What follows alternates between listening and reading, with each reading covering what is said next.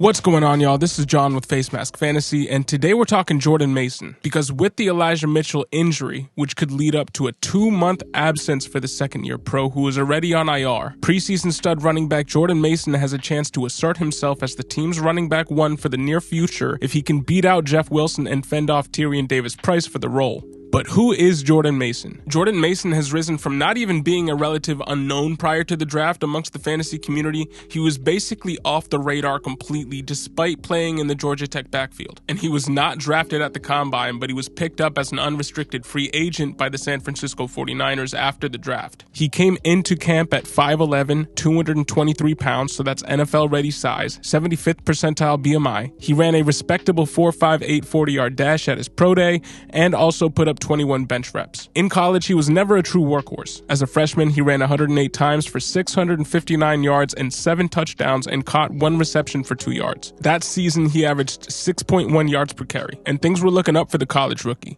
In his sophomore season, his attempts went up, but his efficiency went down. 172 attempts for 899 yards and 7 touchdowns again, this time improving in the pass game by registering 7 receptions for 43 yards, all in a 12-game season. But his yards per carry efficiency went down from 6.1 to 5.2. And as a junior, in the COVID season, he rushed 82 times for 352 yards and 2 touchdowns, along with an increased receiving role with 8 receptions for 72 yards in 6 games. In the shortened season, his efficiency fell again to 4.3 yards per carry. And he followed up that year with better efficiency, bouncing back a little bit in that department, but not nearly enough production to get draft consideration, only getting 87 rushes for 439 yards and 1 touchdown, along with 10 receptions for 80 yards and a receiving TD. And while his efficiency running the ball never lived up to the heights that he showed in his freshman year, I think his diminished role in his last year in college was due more to the fact that Georgia State had come across Jahmyr Gibbs than Jordan Mason was not good and thus got his role sidelined. Gibbs is a dynamic runner and a pass catcher in his own right who rushed for 746 yards and caught 35 passes for 465 yards last season.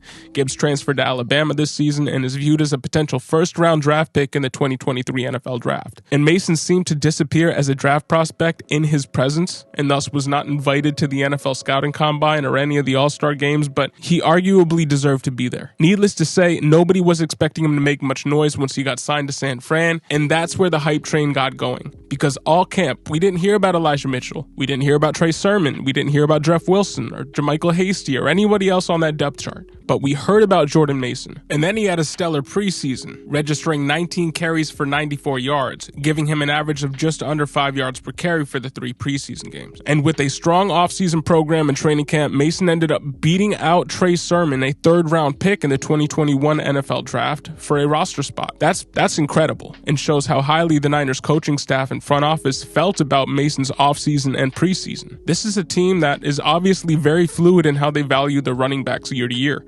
Last year, they drafted Trey Sermon in the 3rd round and Elijah Mitchell in the 6th and had no issues running with the running back with the lesser draft capital because they knew he had more talent and was a better fit for their scheme than the other running back. They have obviously identified Mason as a guy that they like. They wouldn't have cut Trey Sermon otherwise. But maybe Tyrion Davis-Price, who was also drafted in the 3rd round just like Trey Sermon, but in this year's draft, is the next Trey Sermon to Jordan Mason's Elijah Mitchell. Now look at what GM John Lynch said about Jordan Mason. And I quote, "We thought he was right up there with everybody. So kudos to our scouting team for finding him. And obviously, I think he's been a great fit for us. We are very encouraged and we think he's going to be a good football player for us.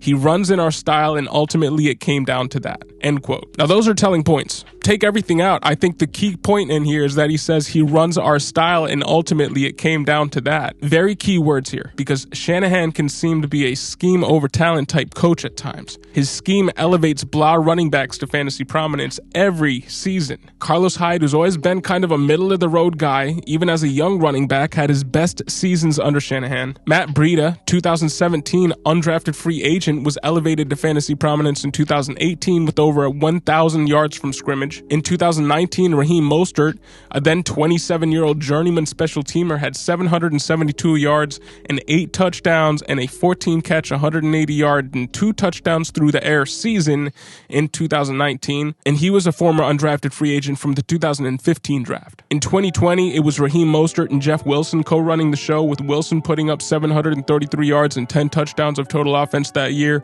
In 2021, it was obviously the unheralded 6th round Elijah Mitchell who took the reins over the 3rd rounder Trey Sermon, and Jordan Mason could definitely end up being this year's new Shanahan back, because we all know Kyle Shanahan loves a new shining running back that runs in his system. And for the price of a free agent pickup right now in most leagues and formats outside of the deepest dynasty leagues, I think he's definitely worth the price of admission. I'm in on the Jordan Mason train, and I think he has a legit chance to beat out Jeff Wilson for the role over the course of Elijah Mitchell's absence. And with Elijah Mitchell's injury record through 2 seasons, I think Mason could end up in a 40-40 split to keep Mitchell fresh by the end of the year, with that last 20% being split between Lance and Debo in this offense. And if he does end up in a role like that, and you got him off the wire for free, he could be a league winner over the course of the next 8 games, and even when Elijah Mitchell comes back. But what do you guys think about Jordan Mason? Put your thoughts in the comment section below, or better yet, tune into one of our weekly live streams.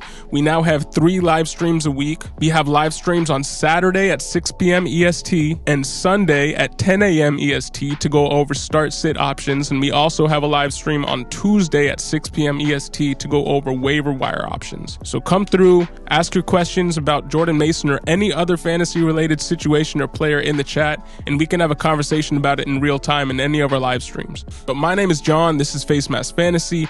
Thank you for listening and have a great day.